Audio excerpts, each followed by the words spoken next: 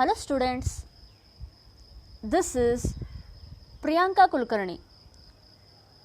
Today I will explain elementary operations of a matrix and invertible matrices. First, elementary operations of a matrix. Elementary operations are also called transformation of a matrix. We have already studied operations on matrices, that is addition of two matrices, subtraction of one matrix from another, multiplication of a matrix by a scalar and multiplication of two matrices. Here the name itself says that elementary operations means operations that can be performed on the elements of a matrix. Now the question arises that can we add any two elements of a matrix? Can we subtract one element from another element of a matrix? Or can we multiply any two elements of a matrix? Or else what are the operations we can apply on the elements of a matrix? I will explain the operations that can be applied on elements of a matrix here. Now observe, there are 6 operations that are performed on the elements of a matrix. Among these 6, 3 operations are due to rows, that is rows of the matrix, and 3 operations are due to columns of a matrix. These operations are known as elementary operations or transformations. First operation, the interchange of any two rows or two columns. That is, we can interchange any two rows of a matrix. Interchanging any two rows means interchanging the corresponding elements of the two rows of a matrix. Observe the following example. Here we have matrix A. Now I will interchange first two rows, that is first row and second row. How can we interchange the first two rows here? We just write the elements of all elements of first row in place of second row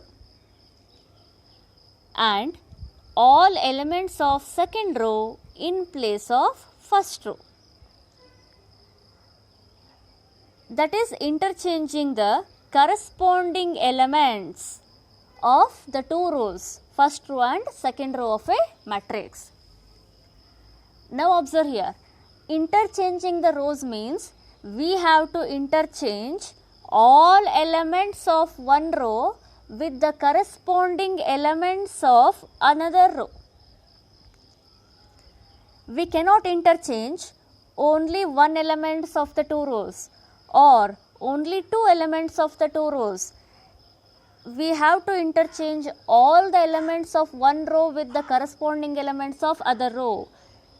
Also you can say this as it is an interchanging of entire row with the another row.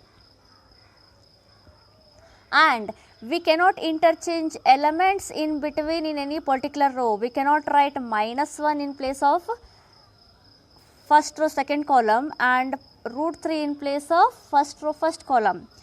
The position of the elements in particular row remains the same, just we are interchanging the rows.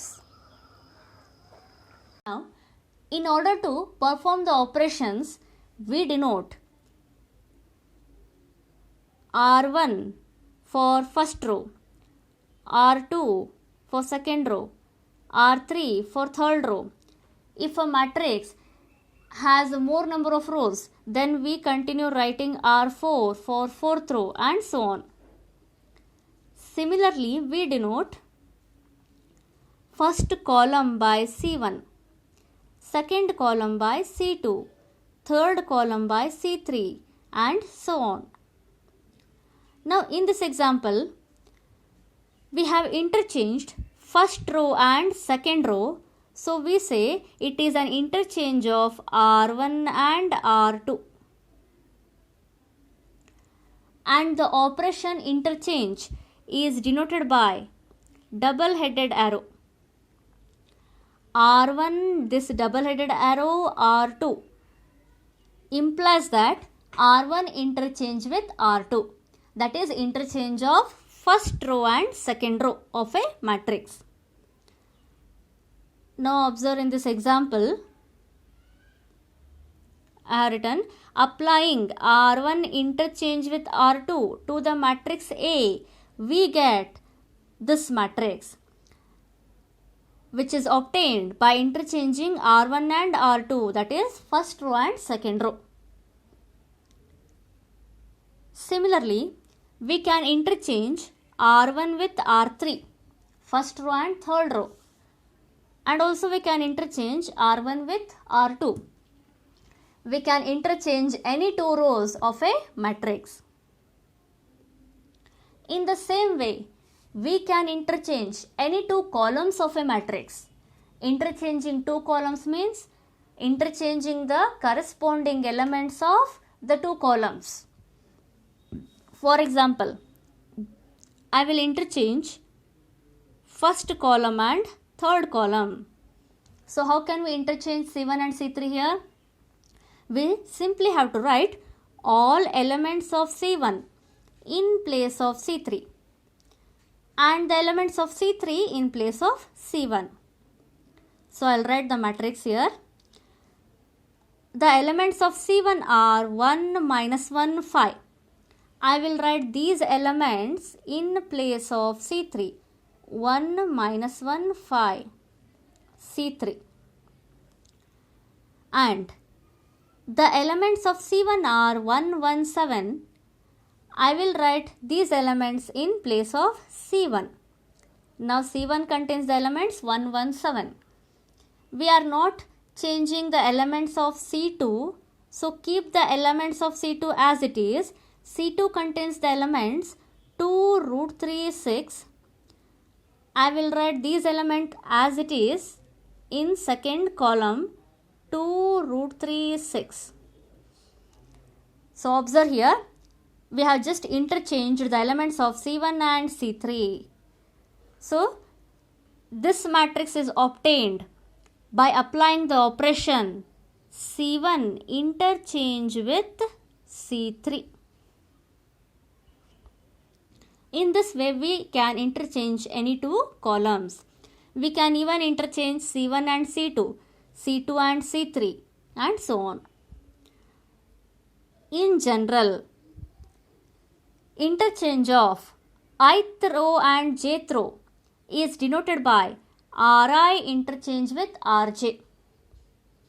Similarly, interchange of ith and jth columns is denoted by Ci interchange with Cj. So this is a general representation of interchange of any two rows or two columns. Also note that here the matrix obtained after interchanging the rows is not equal to the given matrix A. This is just a matrix which is obtained by the interchange of elements of rows of the or columns of a given matrix. We do not say that it is equal to matrix A itself. It is another matrix. I have discussed the operations interchange of any two rows which is performed on the rows and two columns it is performed on the columns. So I have discussed two operations. One is for rows and another is for column. Now I will explain next operation. Multiplication of elements of any row or a column by a non-zero number. Non-zero number means you can treat it as any constant. We have already studied that multiplication of a matrix by a scalar means multiplying a constant value to each of the elements of a matrix. Here, multiplying a non-zero number to the elements of any row means multiplying a constant value to each of the elements of any row, any particular row, not the whole matrix. So how can we multiply a non-zero number to the row or any column? Observe here, in this example, we have matrix B. Now, I have to multiply a non-zero number 1 by 7 to third column. I just have to multiply this number to only third column, not whole matrix. How can we multiply 1 by 7 to third column C3 of the matrix B? We simply multiply 1 by 7 to each of the elements of third column of the matrix B. Let us multiply. 1 by 7 into 1 gives 1 by 7. 1 by 7 into 1 gives 1 by 7. Now observe here, this is the matrix obtained by multiplying 1 by 7 to each of the elements of third column of the matrix B. Here we have changed only the third column and the elements of first two column remains the same. We have not changed the elements of first two columns. So what we did here? The third column of the matrix B changes to, we have changed this third column. So to represent that it changes to, we obviously use arrow. Now how it changes? It changes to this column which is obtained by multiplying 1 by 7 to third column of the matrix B. So symbolically we write the same as C3, third column of matrix B, changes to, we use an arrow to represent that C3 changes to, or it becomes, it changes to 1/7 of C3, 1/7 of third column of matrix B. So this is the symbolic representation of the operation. Now observe here, I have written the operation C3 and we read it as arrow as changes to. C3 changes to 1 by 7 C3. Applying this operation to the matrix B, we get this matrix. Similarly, we can apply an operation for row also. For example, I will change first row of the matrix B. How I'll change? I'll change it as multiply any non-zero constant number to the R1. Let us multiply a number 2 to the R1. R1 changes to 2 times of R1. Let us apply this operation. We have to multiply this number 2 to each of the elements of first row R1 of the matrix B. 2 into 1 is 2. 2 into 2 is 4. 2 into 1 is 2. We have changed the first row and we keep the elements of second row as it is. -1, √3, 1 as it is. This is the matrix obtained by multiplying a non-zero number 2 to the first row R1 of the matrix B. In this way, we apply the operation and we read this operation as R1 changes to 2 times of R1. Now, in general, multiplication of each element of ith row by k. K is here non-zero number, is denoted by ith row means here Ri. So it is denoted by Ri changes to k times of Ri. Similarly, for the column, we write Ci changes to k times of Ci. That is, ith column changes to k into ith column of the given matrix. Here I had discussed the multiplication of a non-zero number to any row or a column. I had discussed two different operations here. One is for row, another is for columns. Now let us see next operation. The addition to the elements of any row or column, the corresponding elements of any other row or column multiplied by any non-zero number. To understand this operation, for example, I will consider two rows R1 and R2. Now read the sentence. The addition to the elements of any row means here I have considered R1. So what it is? Addition to the elements of R1, that is R1 is added to. Addition to the elements of R1 means R1 is added to. The corresponding elements of any other row means I have taken it as R2. So R1 is added to the corresponding elements of R2 multiplied by any non-zero number. This R2, any other row, is multiplied by any non-zero number. For example, I will take the non-zero number as 3. So R2 is multiplied by 3. R1 is added to the corresponding elements of R2, which is multiplied by 3. So this is the meaning of the operation. If a matrix has 3 rows, then we can also take another operation as R1 plus any non-zero number 1 by 4 multiplied to R3. That is addition of elements of R1 to 1 by 4 into R3. Or I can also write the operation as R2 plus 2 into R3. Addition to the elements of R2, the corresponding elements of R3, which is multiplied by 2. This is the meaning of the third operation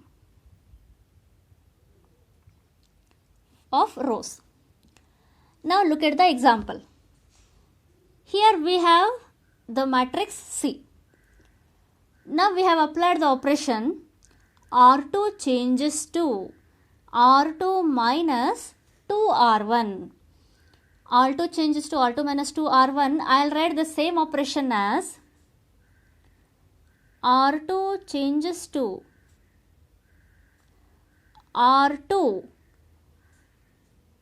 I will write this minus 2 as plus of minus 2 into R1. So now this operation is in the form addition of elements of R2, the corresponding elements of R1, which is multiplied by a non-zero number minus 2. Minus 2 is a non-zero number.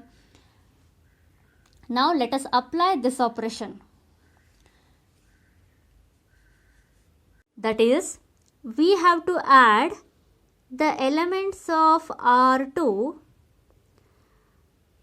to the corresponding elements of R1, which is multiplied by minus 2. Let us apply this operation element wise. In this expression, the first term is R2, means we have to consider the elements of R2 first. First element of R2 is 2. I'll write 2 here plus minus 2 into R1. R1 means the corresponding element of 2 in R1. The corresponding element is 1. Now simplify this. 2 plus of minus 2 is 2 minus 2, which is 0. So we have applied the operation for first elements of R1 and R2. Now let us apply the operation for second elements. Again we write the element of R2 first. Minus 1 plus minus 2 into R1. The corresponding element of minus 1 in R1 is 2. So minus 2 into 2. So this is equal to minus 1 as it is, plus into minus is minus, 2 into 2 is 4, minus 1 minus 4 is minus 5. After applying this operation, we got two new elements, 0 and minus 5. Where we have to write these elements now? Observe the operation again. We are changing R2. R2 changes to. R2 changes means we have to write the new elements in R2, second row.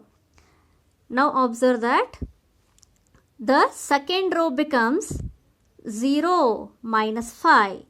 We have written the new elements in second row. We have changed second row of the matrix C to 0 minus 5. And we keep the first row as it is. We are not changing first row. In the operation we are changing only second row. So first row as it is. So this is the matrix obtained by applying the operation. R1 changes to R2 plus 2 minus 2 times of R1 to the matrix C. Now I'll read this once again. Applying the operation, R2 changes to R2 minus 2 R1 or R2 changes to R2 plus of minus 2 R1 to the matrix C. We get this matrix. So in this way we apply the row operation here. Now observe one more thing. Here we are changing the second row. Means in this operation we write the first term as second row itself. That is the row which we are changing. And we add this row to any other row which is multiplied by a constant. That is, we multiply a non-zero number to any other row and we add that row to the row which we are changing. Let us apply another operation. R1 changes to R1 plus 5R2. So here we are changing R1. How we are changing? We are adding the elements of R1 to the corresponding elements of R2, which is multiplied by 5. Let us change. First term is R1, so we consider the elements of R1. First element of R1 is 1.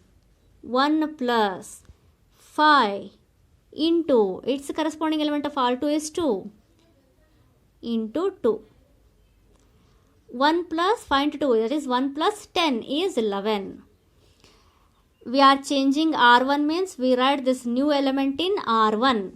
So the resultant matrix will be first element of R1 becomes 11. Next, for the second element, again consider the element of R1, that is 2 plus 5 into its corresponding element of R2 minus 1. 2 plus 5 into minus 1 is 2 minus 5 is minus 3. Write this element in first row. We are not changing second row. Keep the second row as it is.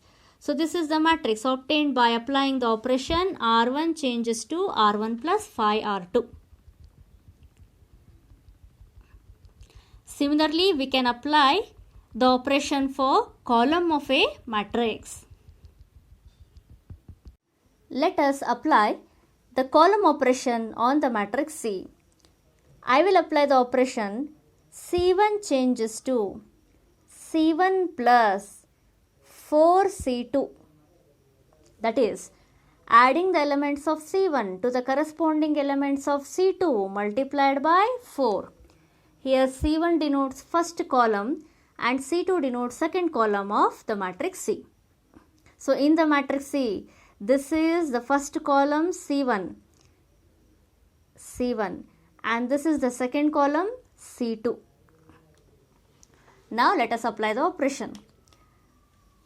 In this operation, the first term is C1, so I will consider the elements of C1 first.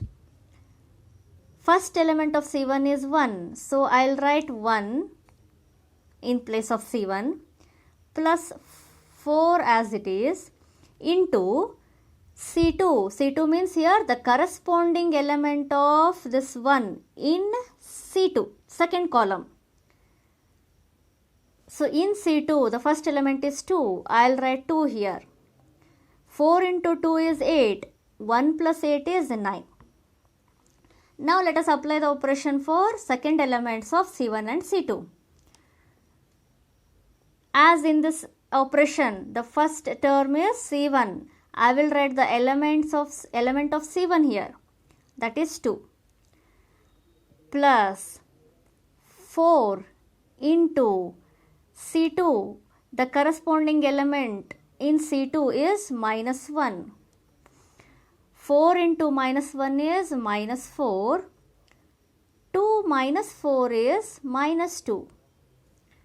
So these are the new values obtained by performing the operation.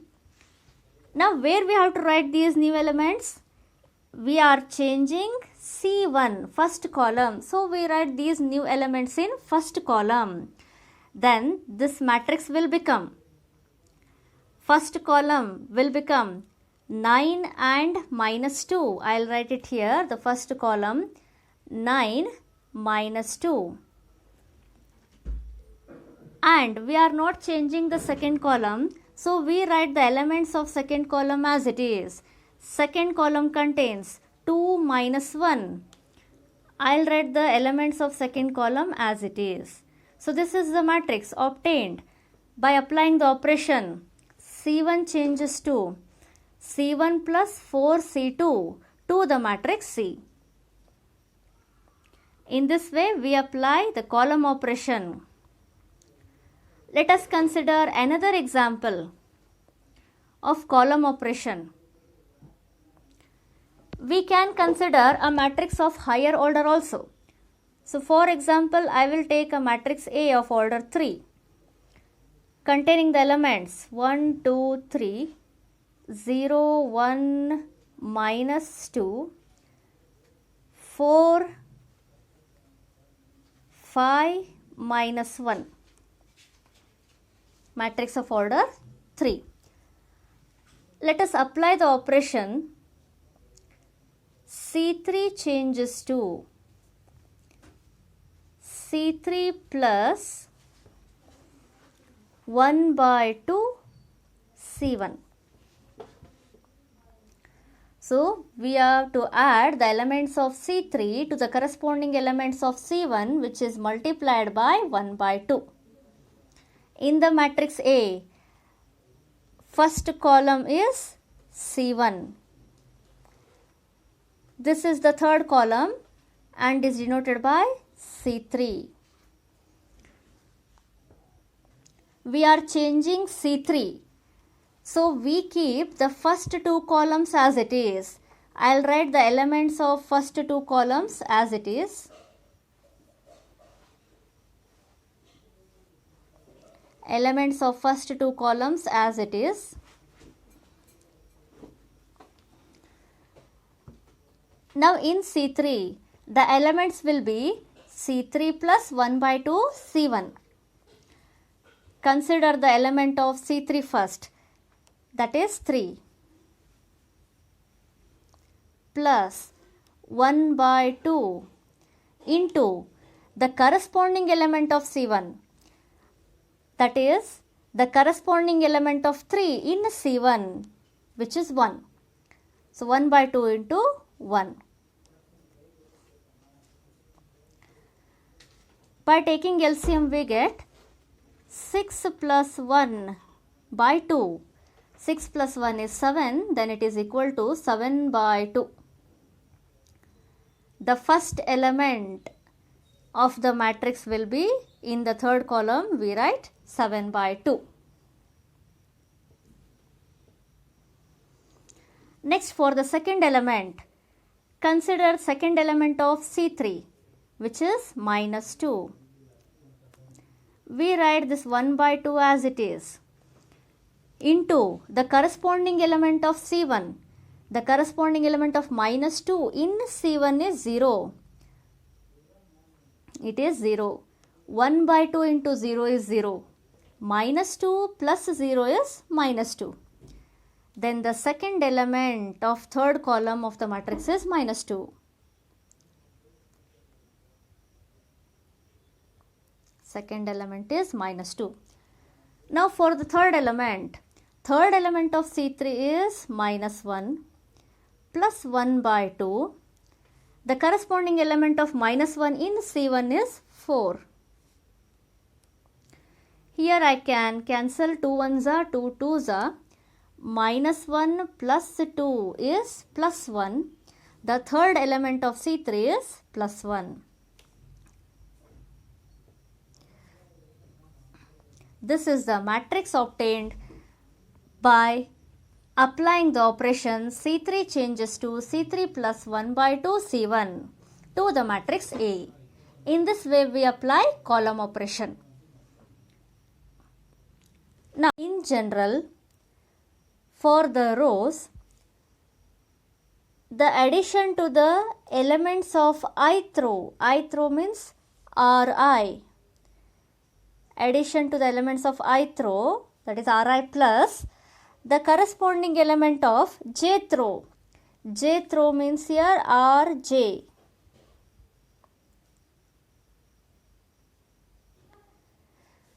Multiplied by k. Rj is multiplied by a constant k. Here the first term is Ri. Then we change ith row. Ri changes to Ri plus Krj. Then this operation is denoted by Ri changes to Ri plus Krj. Similarly, for the column, we write Ci changes to Ci plus Kcj. That is, ith column changes to ith column plus k into jth column, adding the elements of Ci to the corresponding elements of Cj, which is multiplied by k. Here I had discussed again two different operations. One is for row, another is for column.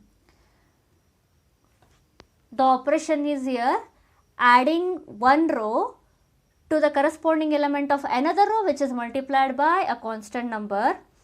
Similarly, for the column, adding the elements of one column to the elements of corresponding elements of another column, which is multiplied by a non-zero number. Now we have discussed 3 operations on rows and 3 operations on columns. Totally we have discussed 6 operations on the elements of a matrix, and all these operations are important. Next, invertible matrices. We have studied the existence of multiplicative inverse in case of the operation multiplication of numbers. For example, for a number 3, if there exists another number 1 by 3, such that 3 into 1 by 3, 3 get cancel, it is equal to 1. Similarly, 1 by 3 into 3 is 1. What is this 1? 1 is the multiplicative identity for the operation multiplication of numbers. So, if there exists a number 1 by 3 for a number 3 such that their product is 1, then we say that 1 by 3 is the inverse of 3. That is, the inverse of 3 is written as 3 raised to minus 1 and is read as 3 inverse. 3 inverse is 1 by 3. Now, if 1 by 3 is the inverse of 3, then in turn 3 is also inverse of 1 by 3. That is, inverse of 1 by 3 is 3. So, we say that 3 and 1 by 3 are inverse of each other. Similarly, consider any other number. I will take a negative number minus 2. For a number minus 2, if there exists another number 1 upon minus 2 such that minus 2 into 1 upon minus 2 is multiplicative identity 1, and also 1 upon minus 2 into minus 2 is the identity 1, then we say that 1 upon minus 2 is the inverse of minus 2, and in turn minus 2 is the inverse of 1 upon minus 2. In general, for a number A, consider A be any number. If there exists 1 upon A such that A into 1 upon A is 1, and also 1 upon A into A is 1, then we say that 1 by A is the inverse of A. That is, A inverse is equal to 1 by A. And A and 1 by A are inverse of each other. So, I write the same equation as A into A inverse is equal to 1. It is equal to A inverse into A, where A inverse is 1 by A. This can also be written as A into B is equal to 1 is equal to B into A, where B is equal to A inverse, that is inverse of A. This is the condition for existence of inverse of a number. That is, for a given number A, if there exists another number B such that A into B is equal to 1 is equal to B into A, then we say that A is invertible. That is, inverse of A exists and the inverse of A is B. Inverse of A inverse is B. Also, we can say that A and B are inverse of each other. Now, coming to the point, in case of matrices, let A be a matrix if there exists another matrix such that A into another matrix gives multiplicative identity. What is the multiplicative identity in case of matrices? It is identity matrix I. We have studied that I is the multiplicative identity in the properties of multiplication in operations on matrices. And also, a matrix into A must give identity matrix. Then, which matrix can be multiplied with A to get the identity matrix? Now observe here, we cannot multiply the reciprocal of a matrix with the matrix A because we have not studied the operation division in the matrices. That is, there is no division operation in matrices. So we cannot multiply 1 by A. Now, if there exists another matrix B such that A into B is equal to I and also B into A is equal to I, then we say that the matrix A is invertible, that is inverse of A exists and B is the inverse of A. Inverse of a matrix A is denoted by A raised to minus 1. We read it as A inverse. A inverse is equal to B. Remember that in case of matrices, A inverse is not equal to 1 by A. We cannot have its reciprocal. A inverse is another matrix B such that A into B is equal to I is equal to B into A. Also, inverse of B is A, that is B inverse is equal to A, and we conclude that A and B are inverse of each other. So this is the condition for existence of inverse.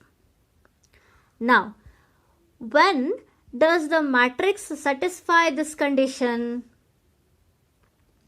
Or can every matrix have its inverse? Observe here, a matrix satisfies this condition only when the product AB and B are defined. Now note that the multiplication of matrices is not commutative. That is, AB need not be equal to BA. Then here we have to verify both AB and BA. So to satisfy this condition, we must define AB and also BA. Both the products must be defined and both the products must be equal to identity matrix. When can these conditions be satisfied? Let us see one by one.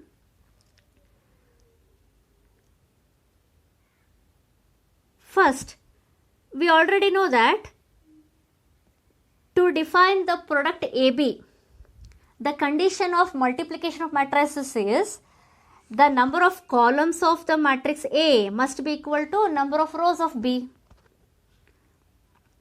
Let us consider matrix A is of order m by n and matrix B. Here we have to define the product AB, then number of columns of A must be equal to number of rows of B. So to define the product, I will consider the number of rows of B is equal to number of columns of A, that is the number of rows of B as n. And I will consider LB number of columns of B. So as the condition of multiplication is satisfied here, I can define the product AB. Also here we have to define the product BA, B into A. This product can be defined only when number of columns of B equal to number of rows of A. B has L number of columns, A has M number of rows. Both are not equal. To define this product, we must have M is equal to L. So to define BA, I will replace L by M. Now here number of columns of B equal to number of rows of A, then I can define BA. So we have arrived at the condition to define AB and BA. If A is of order m by n and B is of order n by m, then we can define both AB and BA. And also we know that the product AB will be a matrix of order m by m, number of rows of A and number of columns of B. And the matrix BA will be of order n by n, number of rows of B and number of columns of A. Now, observe the condition of existence of inverse. both the product AB and BA must exist and both must be equal to I. So here we also must have both AB and BA equal. Remember the condition of equality of matrices. When can the two matrices are equal? Only when both the matrices are of same order and also have the equal corresponding elements. Now observe the order of AB and BA. The order of AB and BA are not equal. The orders will be equal only when M is equal to N. So to get the same order, I will consider M is equal to N and replace N by M. Wherever N is there, I will write it as M. So if a matrix A is of order M by M and B is also of order M by N, then only we can define AB and BA and both can have same order. So first, the basic condition for the existence of inverse of a matrix is matrix A must be of order M by M, that is number of rows must be equal to number of columns, that is matrix A should be a square matrix of order M. And also a matrix B must be a square matrix of same order of A. So now observe the definition. If A is a square matrix of order M and if there exists another square matrix B of same order M such that AB is equal to BA is equal to I, then we say B is the inverse of matrix A, and the inverse of matrix is denoted by A inverse. In this case we say A is invertible. So remember that only a square matrix can have its inverse, and a square matrix will have its inverse if it satisfies the condition AB equal to BA equal to I. This is the definition of invertible matrices. You can also say that for a square matrix, if there exists a matrix B such that AB equal to BA is equal to I, then matrix A is invertible, that is its inverse exists and B is the inverse of A. If B is the inverse of A, then A also will be inverse of B. Therefore, A and B are inverse of each other.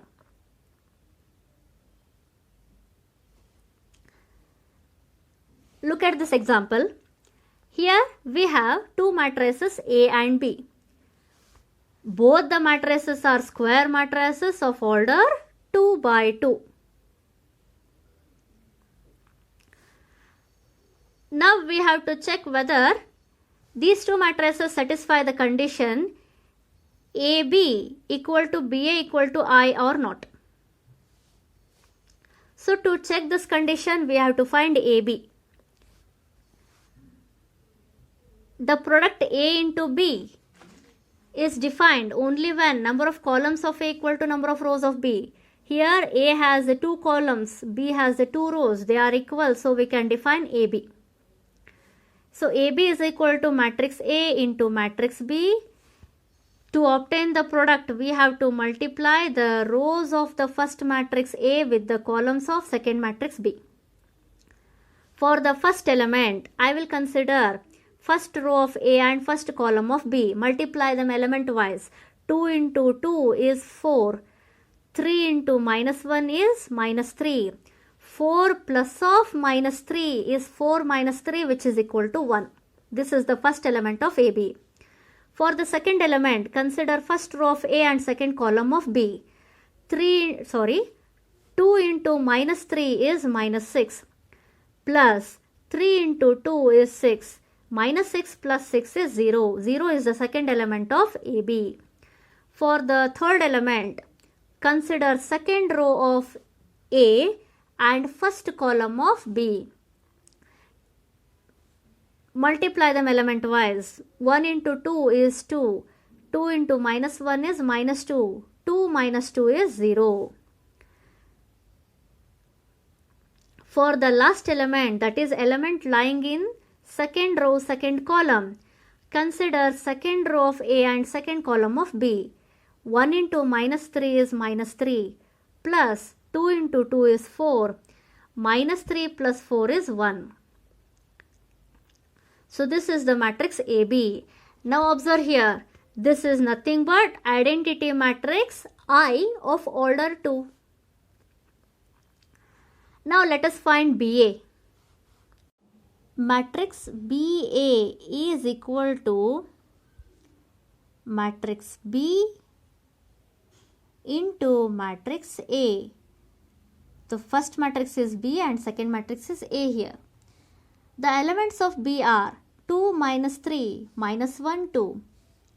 I'll write the elements 2 minus 3 minus 1 2. Elements of A 2 3 1 2. 2 3 1 2. Let us multiply. To find the first element of BA, that is element lying in first row, first column, we consider first row of B, first column of A. Multiply them element wise.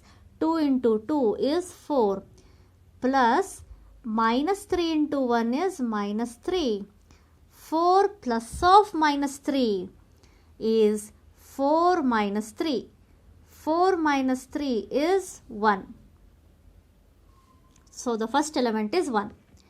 For the second element, element lying in first row, second column, we consider first row of B, second column of A. Multiply them element wise. 2 into 3 is 6, plus minus 3 into 2 is minus 6. 6 plus of minus 6 is 6 minus 6, which is equal to 0. So the second element is 0. For the third element, element lying in second row, first column, we consider second row of B, first column of A. Minus 1 into 2 is minus 2, plus 2 into 1 is 2. Minus 2 plus 2 is 0. Third element is 0. For the fourth element, element lying in second row, second column, we consider second row of B, second column of A. Minus 1 into 3 is minus 3, plus 2 into 2 is 4. Minus 3 plus 4 is plus 1. So the next element is 1. Now observe here, this matrix is identity matrix of order 2. So we got the matrix AB equal to I and also BA is equal to I of order 2. So the matrices A and B satisfies the condition A into B is equal to B into A is equal to I, which is the condition of existence of inverse. So we say that matrix A is invertible and the inverse of A is B, or B is the inverse of A. That is, B is the inverse of A. In other words, we write it as B is equal to A inverse. If B is the inverse of A, then in turn, A is also inverse of B. That is, A is equal to B inverse. Then we say that A and B are inverse of each other. So this is an example for invertible matrices. Remember that a matrix A will be invertible only if it satisfies the condition A into B is equal to B into A is equal to I, and only a square matrix can have its inverse, and its inverse must be also a square matrix of same order. So I have some note here. First one, only a square matrix possesses inverse. That is, only a square matrix can have its inverse. Matrices A and inverse of A should be a square matrices of same order. That is, matrix A and its inverse. you can take A inverse as another matrix B. Then matrices A and B both must be a square matrices of same order. So this is about the condition and definition of invertible matrices. Next, theorem, uniqueness of inverse. That is, inverse of a square matrix, if it exists, is unique. We know that every square matrix cannot possess its inverse. Only a square matrix can be invertible. And also, every square matrix cannot have its inverse. Only those matrices which satisfy this condition will have its inverse. That is, the condition AB is equal to BA is equal to I. Only those matrices will have its inverse.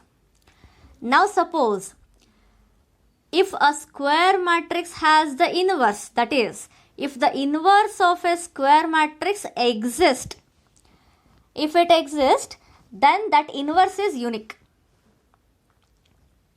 That is, the inverse of a square matrix, if it exists, is unique. Or a square matrix can have only one inverse if it exists. It cannot have more than one inverses. Let us prove this. Let A be a square matrix of order M. As here only a square matrix can have its inverse, so we consider A be a square matrix of order M.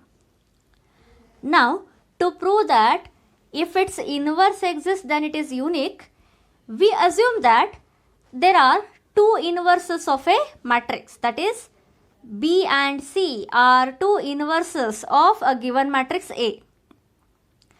Next, in order to prove matrix A has unique inverse, we have to prove that these two matrices B and C are equal. That is, they are not different inverses, they are equal, then only matrix A can have unique inverse or only one inverse. Let us prove this. So observe here, if possible, let B and C be two inverses of A.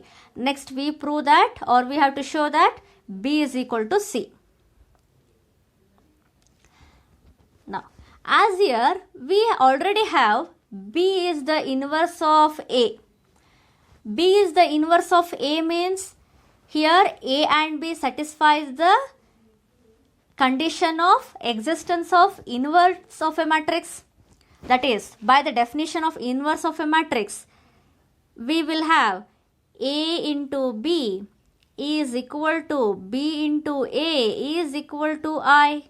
This condition will be satisfied by the definition of inverse of A.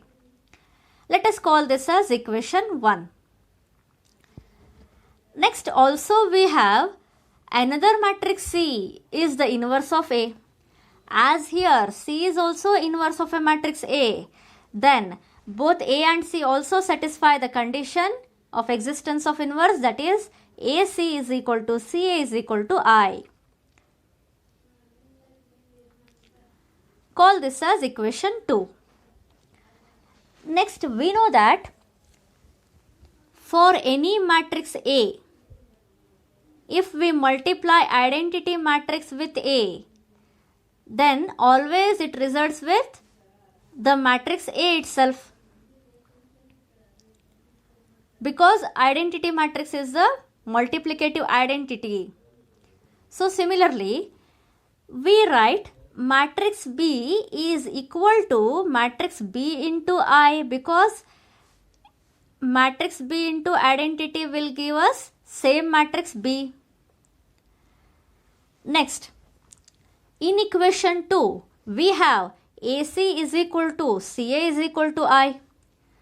So, I consider AC is equal to I and I write AC in place of I in the equation B is equal to BI,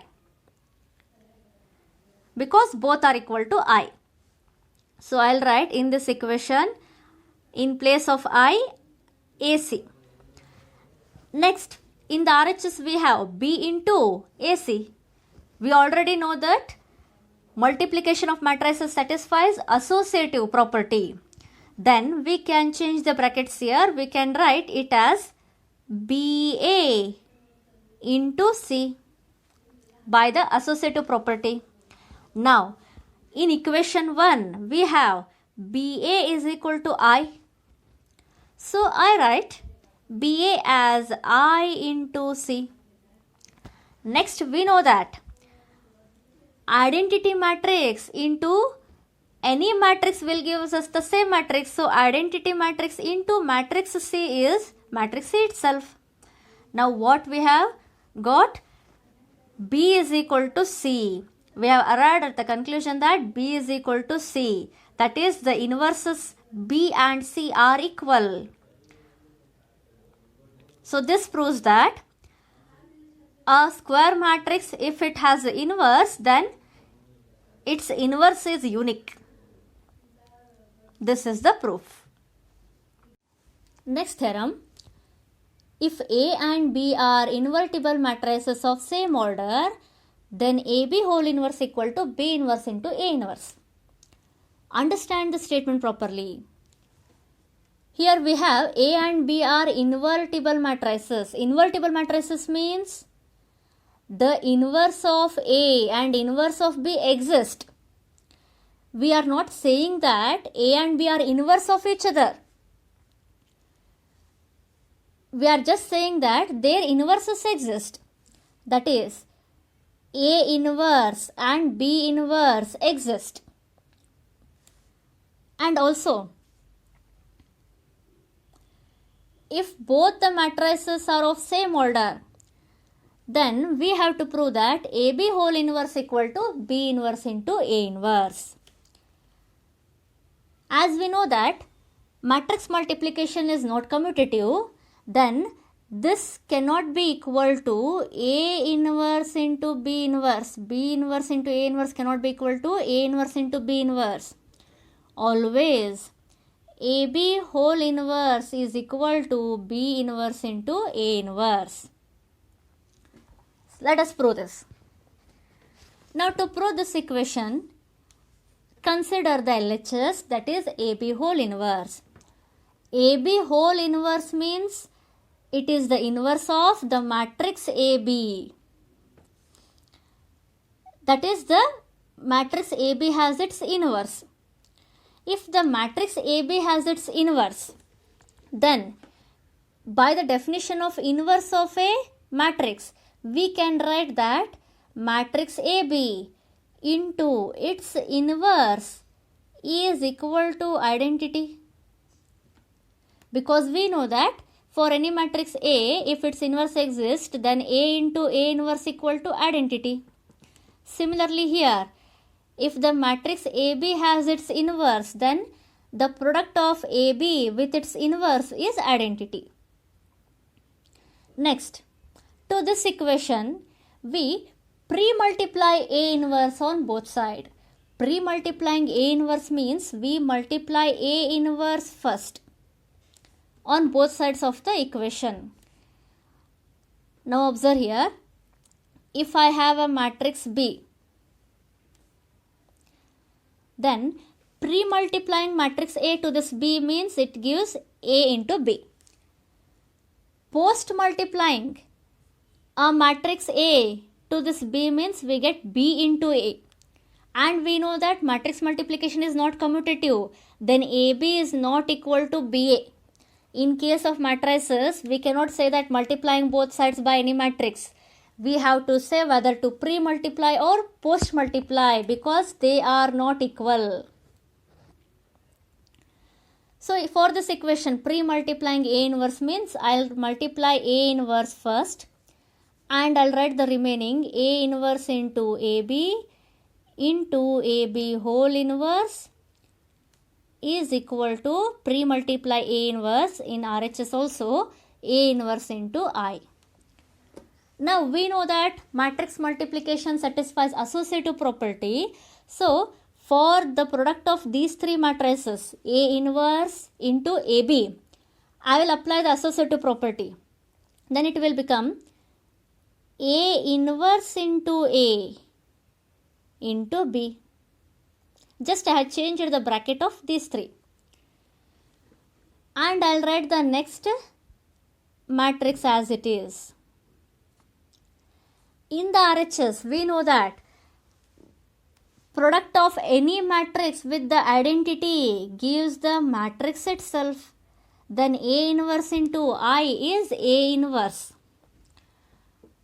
We already know that inverse of A exists, and if the inverse of A exists, then always it satisfies the condition A into A inverse equal to I, and also A inverse into A is equal to I.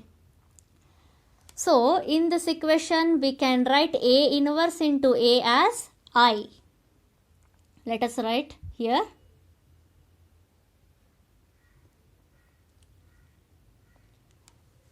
A inverse into A, I'll write it as I into B into AB whole inverse is equal to A inverse. Next, I into B means identity matrix into matrix B. We know that identity matrix into matrix B means matrix B itself. Then this will be B into AB whole inverse is equal to A inverse. Now to remove this B inverse in the LHS, I will again pre-multiply both sides of the equation by B inverse. I'll write it here.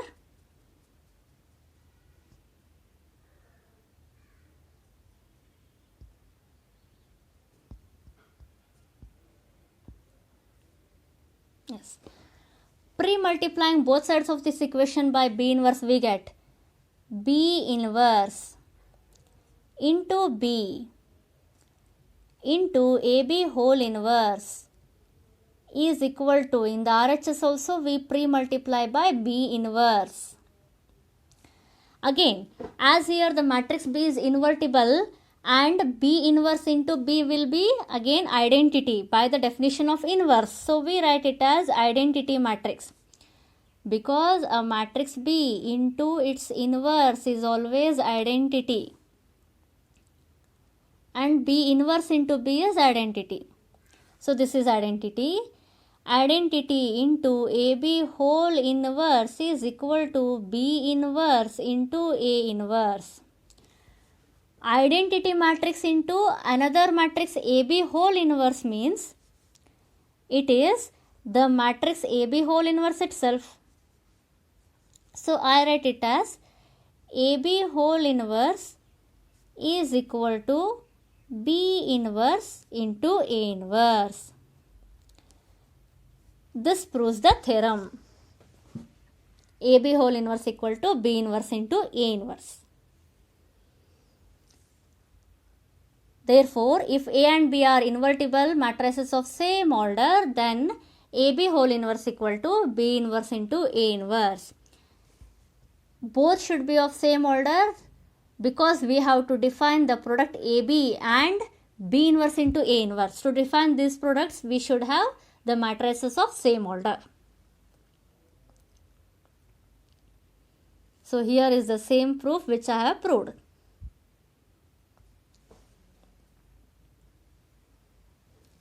In my next video, I will explain the method to find the inverse of a given matrix using elementary operations if the inverse of the matrix exists. And also I will discuss some examples to find the inverse of a matrix. Thank you for watching.